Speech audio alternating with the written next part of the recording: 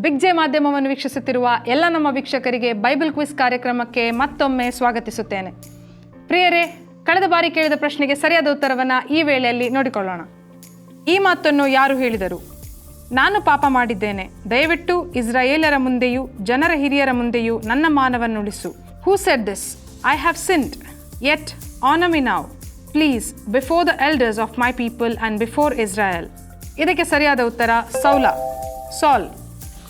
ಈಗಾಗಲೇ ನಿಮ್ಮಲ್ಲಿ 149 ಮಂದಿ ಸರಿಯಾದ ಉತ್ತರವನ್ನು ಕಳಿಸಿಕೊಟ್ಟಿದ್ದೀರಿ. ಭಾಗವಹಿಸಿದ ನಿಮ್ಮೆಲ್ಲರಿಗೂ ಸಹ ನಾವು ಕೃತಜ್ಞತೆಯನ್ನು ಸಲ್ಲಿಸುತ್ತೇವೆ. ನಿಮಗೆ ವಂದನೆಗಳು.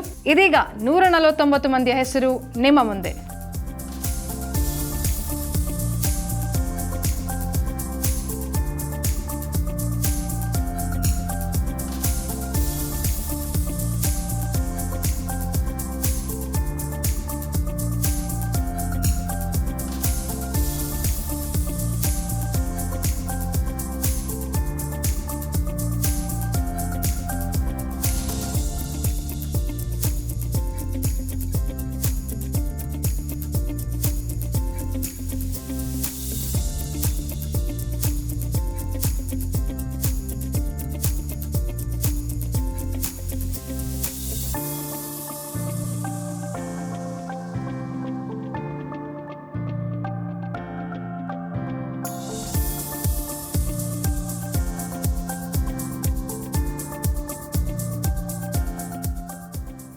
ಓಕೆ, ಇದೀಗ ಈ ದಿನದ ವಿಜೇತರು ಯಾರೆಂದು ನೋಡೋಣವಾ?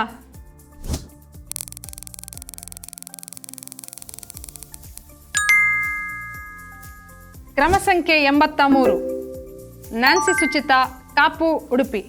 ಕಾಂಗ್ರ್ಯಾಚುಲೇಷನ್ಸ್. ಇದೀಗ ನೀವು ಕಾದುಕೊಂಡಿರುವ ಈ ದಿನದ ಪ್ರಶ್ನೆ ನಿಮ್ಮ ಮುಂದೆ.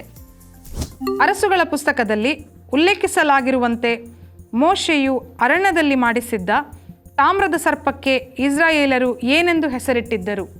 As mention in the book of Kings, what did the Israelites call the bronze serpent that Moses had made in the wilderness?